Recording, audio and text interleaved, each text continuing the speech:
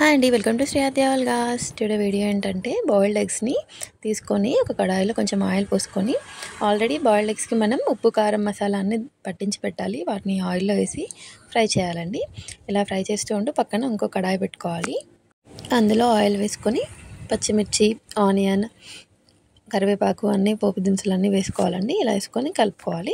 ఇప్పుడు ఆనియన్ మగ్గిన తర్వాత అందులో అల్లం వెల్లుల్లి పేస్ట్ వేసి పచ్చివాసన పోయేదాకా కలుపుకొని పక్కన పెట్టేసేయాలి.